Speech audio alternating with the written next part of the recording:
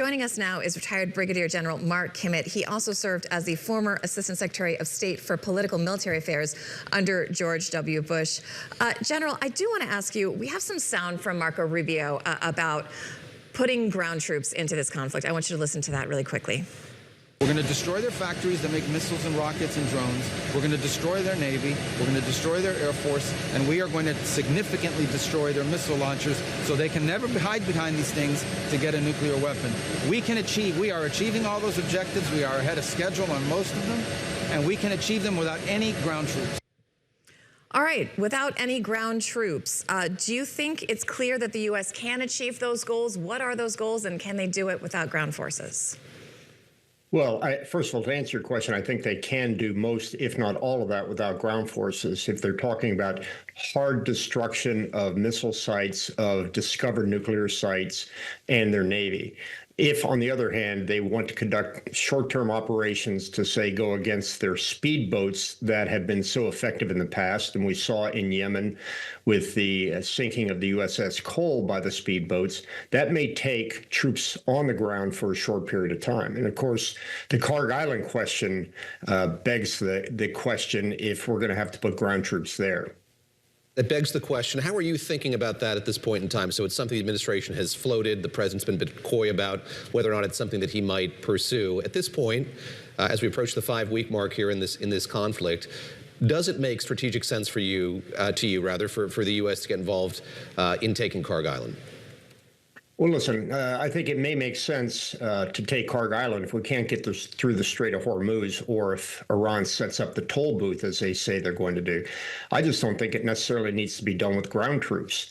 In fact, I think ground troops is probably the worst option of all, because obviously we'd have troops at risk. We'd have Iran firing at those troops, probably destroying some of the infrastructure.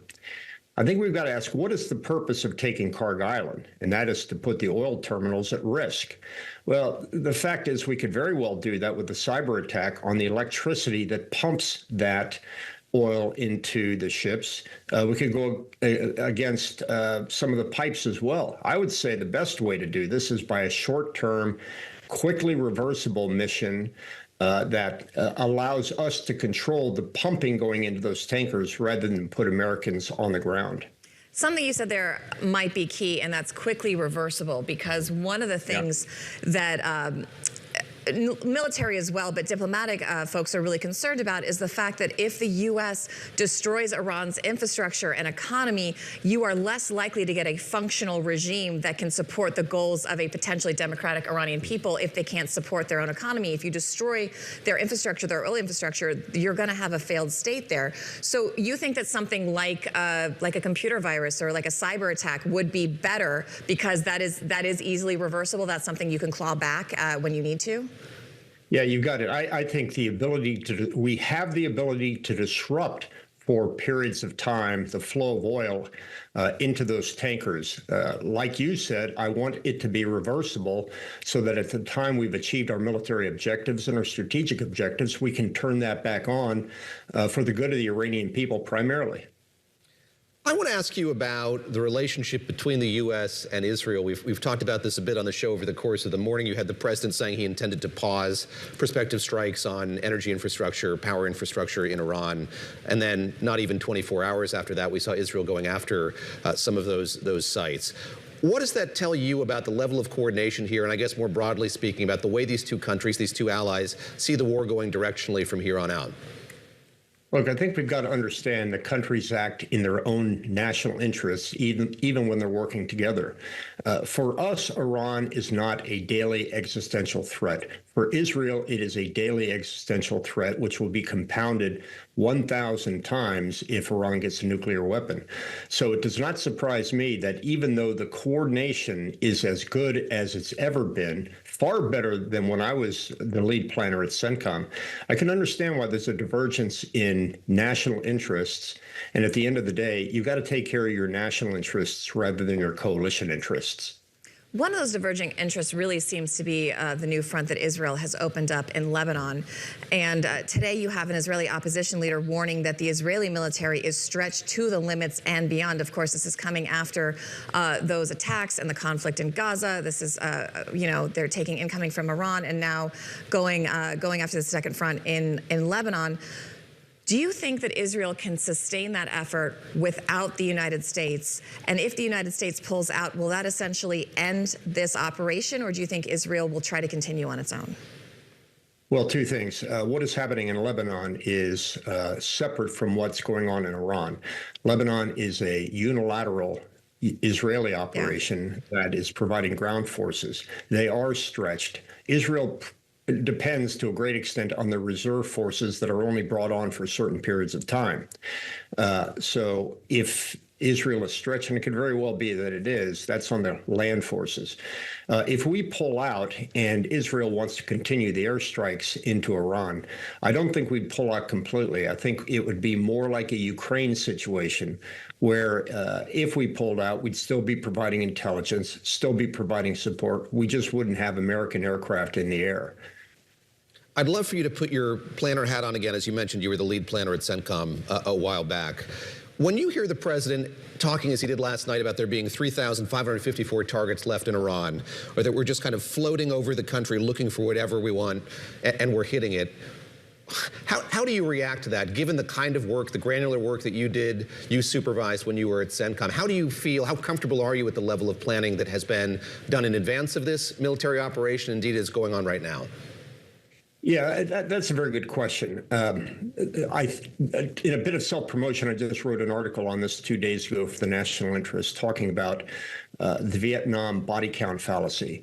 I think it's important to understand that we can knock out any target we want, for the most part, inside of Iran, but blowing up stuff does not necessarily equate to strategic victory. The Iranians are not stupid. They have taken a resistance defense, not an active defense. They're saying, we're going to wait out these bombs. We can handle them.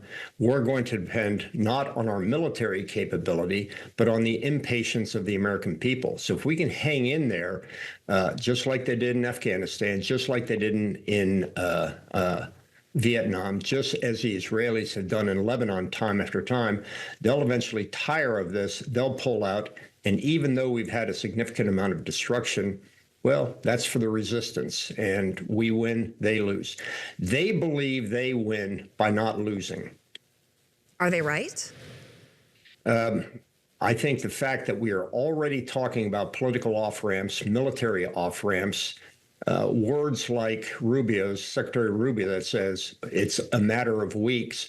If I was an Iranian in the IRGC planning department, I'd say, let's just put on our helmets and wait till this is going to end. The Americans say they're going to be done in 2 weeks. War will be over, and we can get back to our nuclear program. I also want to ask you, as somebody who has extensive military experience at CENTCOM and somebody who worked at the State Department, that Poly Military Affairs Bureau, there's some very good folks in there that I've worked with as a reporter over the years. Are you at all concerned about the lack of subject matter experts being brought into these strategy sessions, being brought into these negotiations? You have a very small circle of people. Keep in mind, Marco Rubio is not only Secretary of State, he's also a National Security Council Director. I've talked to some folks at State who are largely not being consulted when it comes to these negotiations. You have Steve Witkoff, Jared Kushner leading the way on multiple fronts. Would you like to see the administration rely more on some of these folks who have spent their lives studying this, or do you think they've got it handled? Well, I also was head of the Middle East Bureau at Department of Defense as well. And I share the concerns that people have expressed by the fact that they're not bringing in the experts. But as long as I see people like Dan Kane as the chairman, I think the military in uniform is going to be okay. Because he has really impressed me throughout this military campaign, not only in terms of his planning, but in terms of his communication with the American people. I do agree with you that there may not be as much advice taken within the State Department, within the National Security Council, and that's pretty much being run by the special envoys. So, yes, there is a concern, but I'd also suggest that watching decades of Middle East negotiations done by the self-appointed experts, and they have gotten nowhere, sometimes you need people that come in and break the glass. Nonetheless, I have been surprised at a couple of the things that are going on with regards to the Iran war. But I think by and large, the experts could have added marginally. But this is not like the crowd that says if they had listened to us, we wouldn't have gone into Iraq. That's just not the case here.